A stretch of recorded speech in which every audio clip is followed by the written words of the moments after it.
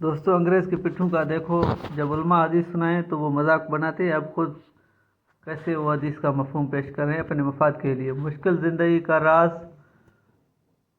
मोमिन और मर्द औरत पर आजमाइश आती रहती हैं, कभी इसकी ज़ात पर तो कभी औलाद पर और कभी माल पर, यहाँ तक कि जब वो अल्लाह ताला से मुलाकात करता है तो गुनाहों से बिल्कुल साफ़ हो जाता है। देखो, ये खुदा गुनाहगार लोगों का माल हड़प करके अभी वो दूसरों को हदीस से सुना रहे, उलमा सुनाए तो ये मजाक बनाते हैं।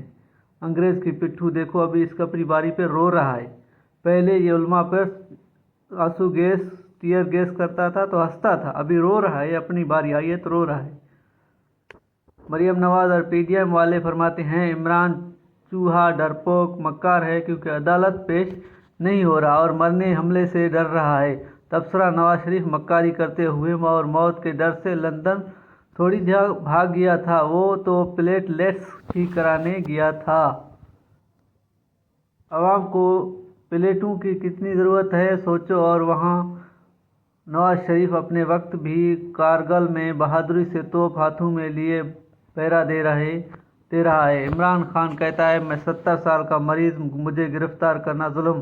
तबसरा लब्बैक सफ़ेद रीश उलमा बुजुर्गों मरीजों और टांग जख्मी शुदा जेल किया, तशद्दुद किया, जख्मी किया, शहीद किया। उस वक्त ये याद ना था तुम्हें?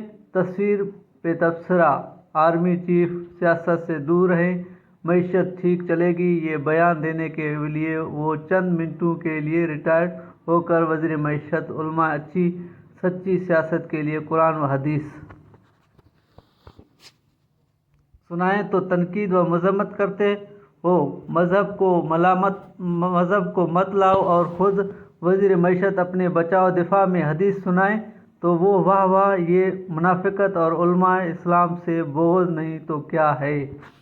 दोस्तों, बिल्कुल ये पहले इस्लाम का मजाक बनाते हैं, अभी देखो वो खुद हदीस पेश कर रहे हैं, अंग्रेज़ के पिट्ठू कंजर कहीं के। दोस्तों, वीडियो अच्छी लगी हो तो चैनल को सब्सक्राइब लाइक और शेयर ज़रूर करना।